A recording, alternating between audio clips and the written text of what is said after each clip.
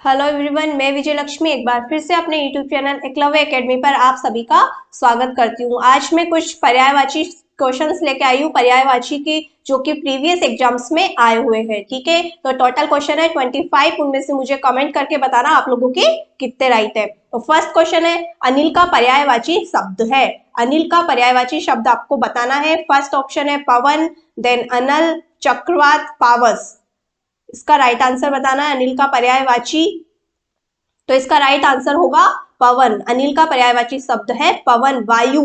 अनल का मतलब तो होता है अग्नि, चक्रवात आप लोग समझते हैं, पावस का मतलब होता है वर्षा ऋतु। नेक्स्ट क्वेश्चन है, कौन सा शब्द बादल का पर्यायवाची नहीं है? बादल का पर्यायवाची नहीं है। तो ऑप्शन है जलद, वारिधि, नीरद, मेघ।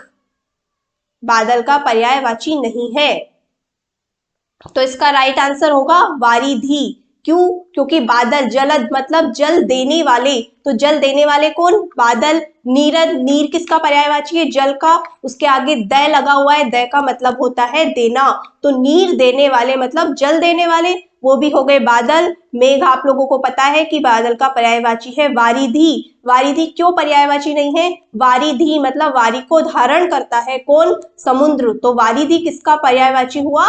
समुद्र का पर्यायवाची हुआ। ठीक है, तो इसका राइट आंसर होगा वारिधि, बादल का पर्यायवाची नहीं है। नेक्स्ट, असुर का पर्यायवाची शब्द नहीं है। असुर का पर्यायवाची शब्द नहीं है। ऑप्शन है हमारे पास धनुज, दैत्य, दानव, यक्ष।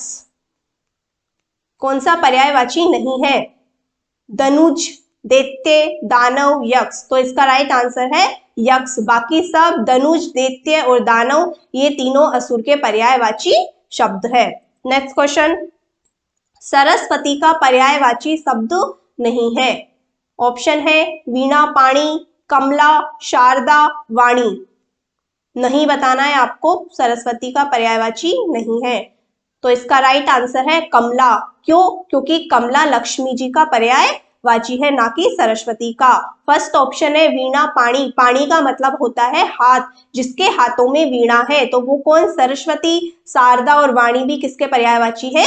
सरस्वती के। लेकिन जो कमला है ये लक्ष्मी का पर्यायवाची है। नेक्स्ट क्वेश्चन, धरती का पर्यायवाची शब्द है। धरती, धरा, भू, इसके पर्यायवाची शब्द आपको और बताने हैं। सरसी, चंचला, अचला, विपुला। तो इसका राइट आंसर होगा अचला, मतलब जो चलती नहीं है, अचला। और अचल किसका होता है? तो वो होता है पर्वत का। और अचला अगर स्त्रीलिंग बना दिया जाए तो वो बन जाता है किसका पर्यायवाची?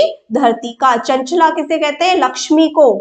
नेक्स्ट क्वेश्चन है, निधन। निधन का पर्यायवाची शब्द आपको बताना है। निधन का मतलब क्या है? दिवावसान, देहावसान, आमरण, देहांतर। देहावसान, इसका राइट आंसर है देहावसान। देह का मतलब होता है शरीर और अवसान मतलब खत्म हो जाना। देहावसान मतलब निधन, निधन हो जाना किसी का, देह का अवसान हो जाना। ठीक है, नेक्स्ट क्वेश्चन है, सूर्य का पर्यायवाची नहीं है। तो फर्स्ट ऑप्शन है दिनकर, सूरज, दिनकर, सूरज, दिवाकर और महेंद्र। दिनकर, सूरज, दिवाकर, महेंद्र। नहीं बताना है आपको कि सूर्य का पर्यायवाची नहीं है, तो इसका राइट आंसर है महेंद्र। महेंद्र सूर्य का पर्यायवाची शब्द नहीं है। दिनकर मतलब दिन करने वाला, दिन मतलब उजाला कौन करता है? सूर्य। सूरज आप पता है आपको, दिवा मीन्स भी क्या होता है? दिन होता है, तो दिन करने वाला कौन? सूर्य। और महेंद्र इसका पर्यायवाची नहीं है। नेक्स्ट क्वेश्चन, कमल का पर्यायवाची शब्द है। हमें कमल का पर्यायवाची बताना है। फर्स्ट ऑप्शन है अंबुज, गुलाब, रजनीगंधा, मल्लिका। कमल का पर्यायवाची हमें बताना है। तो कमल एक ऐसा शब्द है, अगर जल के पर्यायवाची के आगे हम जय लगा दे तो वो किसके पर्यायवाची बन जाते हैं? कमल के। जैसे फर्स्ट ही ऑप्शन है इसका राइट आंसर अंबुज। अंबु का मतलब होता है जल और जय का मतलब होता है जन्म लेना, मतलब जल से जिसका जन्म हुआ, जल में जन्म लेने वाला कौन है? कमल। जैसे सरोज, सर मतलब तड़ाग, तड़ाग मतलब सरोवर, तो सरोवर में जन्म लेने वाला कौन है? कमल। इसके बाद नेक्स्ट क्वेश्चन, चंद्रमा। चंद्रमा का पर्यायवाची शब्द हमें बताना है। फर्स्ट ऑप्शन है शशि, निशि, मार्तड़ और दिवाकर। चंद्रमा का पर्यायवाची बताना है, तो इसका राइट आंसर है शशि। इसका राइट आंसर है शशि। शशि क्या है? चंद्रमा का पर्यायवाची है। दिवाकर का मतलब दिन करने वाला कौन? सूर्य। तो दिवाकर तो किसका पर्यायवाची है? सूर्य का। तो चंद्रमा का पर्यायवाची क्या होगा? शशि। नेक्स्ट, भुजंग। भुजंग का पर्यायवाची शब्द हमें बताना है। भुजंग का पर्यायवाची शब्द क्या है? ऑप्शन है तोता, केचुआ, सर्प, गिरगिट। ये आप सभी को आता होगा। भुजंग का पर्यायवाची है सर्प। नेक्स्ट क्वेश्चन, वीणा पानी का पर्यायवाची शब्द है। ये पहले भी आ चुका है। वीणा और पानी, पानी का मतलब मैंने अभी बताया था हाथ। तो वीणा है जिसके हाथ में, कौन? लक्ष्मी जी, कमल, रंभा की सरस्वती। तो इसका राइट आंसर होगा सरस्वती। नेक्स्ट क्वेश्चन, मृगेंद्र का पर्यायवाची शब्द है। कुरंग, अही, हिरण, शार्दुल। मृगेंद्र का पर्यायवाची शब्द आपको बताना है। कुरंग, अही, हिरण की शार्दुल। तो इसका राइट आंसर होगा शार्दुल। शार्दुल किसका पर्यायवाची है? सिंह का, शेर का। शार्दुल किसे कहते हैं? शेर को, सिंह को, मृगेंद्र को। जैसे मृग, यहाँ पे मृग का मतलब है जीव। मृग का मतलब यहाँ हिरण नहीं है, मृग का मतलब क्या है? जीव। जैसे इंद्र भगवान सारे भगवानों में ग्रेट है, उसी तरह से सारे जीवों में कौन ग्रेट है? शार्दुल, सिंह, मृगेंद्र। नेक्स्ट क्वेश्चन, हनुमान का पर्यायवाची शब्द नहीं है। हनुमान का पर्यायवाची शब्द नहीं है, तो ऑप्शन है पवनसुत, मारुति, अंजनी पुत्र, विनायक। यह आप सभी को आता होगा। पवनसुत भी किसे कहा जाता है? पवन सुत, सुत मीन्स बेटा, पवन मीन्स वायु, वायु पुत्र कहा जाता है किसे? हनुमान को। मारुति नंदन, हनुमान को। अंजनी का बेटा, कौन? हनुमान। विनायक, विनायक तो हम किसे कहते हैं? गणेश जी को। इसलिए हनुमान का पर्यायवाची नहीं है, तो इसका राइट आंसर होगा विनायक। नेक्स्ट क्वेश्चन, फूल का पर्यायवाची शब्द नहीं है। हमें फूल का पर्यायवाची शब्द नहीं है बताना है। तो पुष्प, कुसुम, सुमन, तनुजा। चार ऑप्शन है, पुष्प, कुसुम, सुमन और तनुजा। तो ऊपर के तीनों तो फूल के पर्यायवाची है। पुष्प भी फूल को कहते हैं, कुसुम भी कहते हैं, सुमन भी कहते हैं। लास्ट ऑप्शन है तनुजा। तनुजा का मतलब होता है तन से उत्पन्न। तनुज और तनुजा। तनुज पर्यायवाची है किसका? बेटे का। और तनुजा पर्यायवाची है बेटी का। तो फूल का पर्यायवाची नहीं है, वो क्या है? तनुजा। नेक्स्ट क्वेश्चन, आकाश का पर्यायवाची शब्द नहीं है। व्योम, अनंत, अंबक, नभ। व्योम, अनंत, अंबक और नभ। तो इसका राइट आंसर होगा अंबक। व्योम भी किसका पर्यायवाची है? आकाश का। अनंत किसका पर्यायवाची है? आकाश का। नभ भी किसका पर्यायवाची है? आकाश का। अंबक आकाश का पर्यायवाची नहीं है। अंबर जरूर आकाश का पर्यायवाची है, बट अंबक नहीं है। नेक्स्ट, आम का पर्यायवाची शब्द नहीं है। बताना है आपको कि आम का पर्यायवाची नहीं है। ऑप्शन है पिक, अमृतफल, रसाल, आम्र।